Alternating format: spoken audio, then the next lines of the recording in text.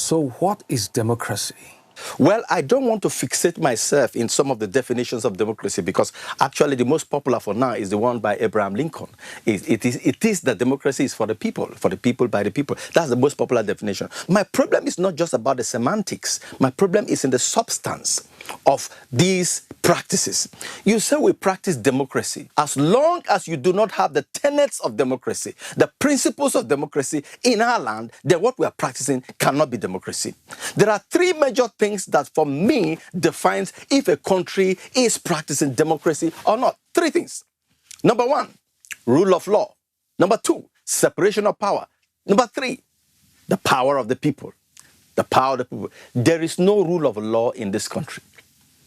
And any country where there is no rule of law, there is no democracy. Do you understand what I'm talking about? Any country that there is no rule of law, there is no democracy. What we have in this country is rule by law.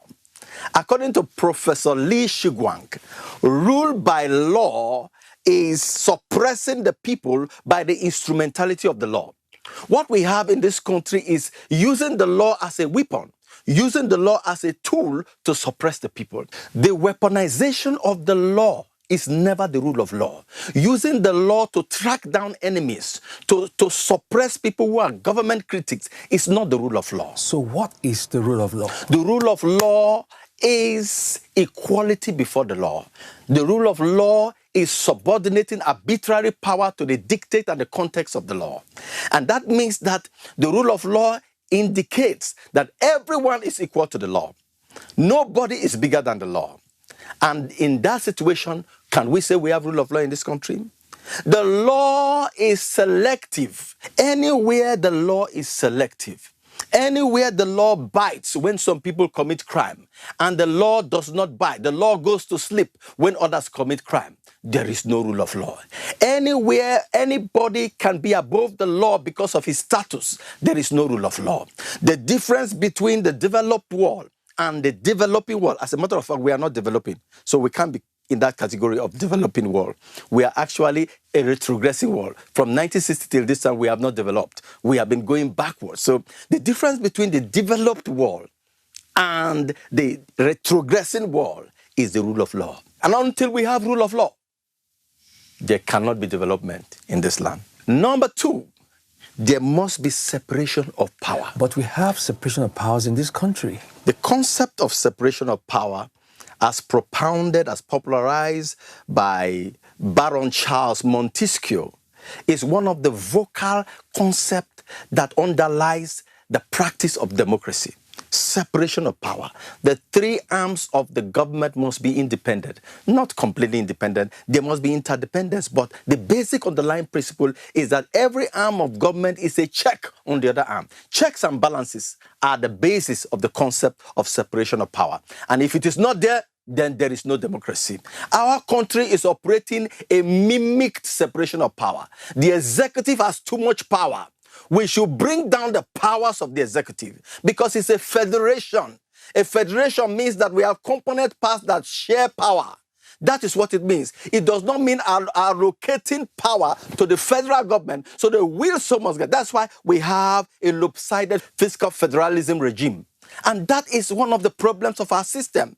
The executive has too much power. Can you imagine a situation where a state governor buy cars for judges? You say the state government has built estate for judges. That is an aberration.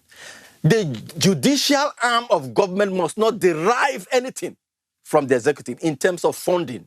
Funding should come direct. He who pay the piper dictates the tune. There must be separation of power. The legislature cannot be schoolboys, messengers to the executive. When you have a legislature that is playing to the whims and caprices of the executive, we are not saying that they should fight. But this last legislature is a puppet of the executive, and that is an aberration. And that cannot be democracy. We must rethink our system. We must rethink our constitution and reason how we can begin to practice democracy the way it is. Once there is no proper separation of power, there is no democracy. Number three, and the last for now, is the power of the people. Any democracy that has removed the power from the people, then that is no more democracy.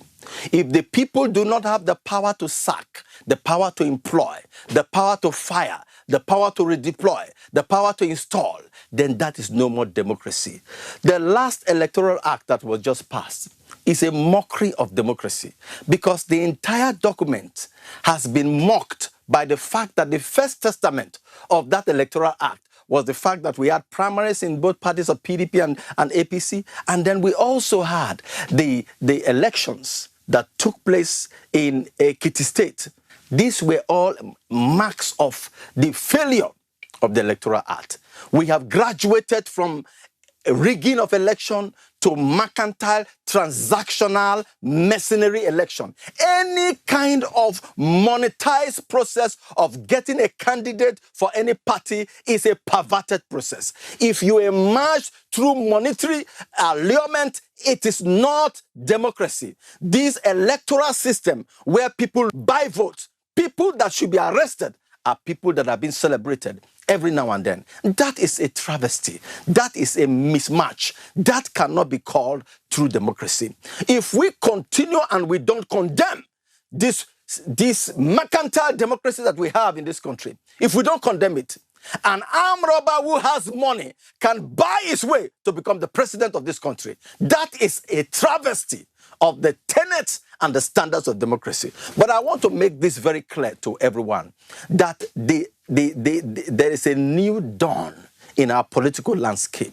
The young people of this country who have been victims of bad, lackluster leadership, the young people of this country who came into this world to see that there was no light in the country, to see that there was no job in the country, to see there is economic retardation, economic retrogression, to see that there is political instability. The young people who grew to see dilapidated, ramshackle, and decrepit road network, the young people who grew to see wicked leadership in this country, have a reason to say we can no longer be subjugated. We can no longer be subverted. We can no longer be pulverized. It is time to assert ourselves and make inroads and make statements in our political landscape. Any attempt to silence the voice of the young people of this country will be met with equal revolutionary response. And that is the problem with us. The time for the old regime who are interfering with our political process and has brought this country to this level of degradation.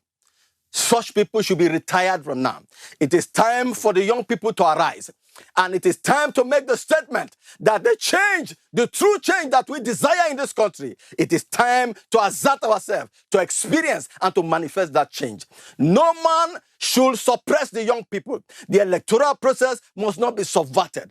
Give the people the right and the opportunity to exercise their franchise, and we'll see what will happen. The revolution in our political process has actually started. Let us wait and see what will happen. There is a new dawn, and I hail all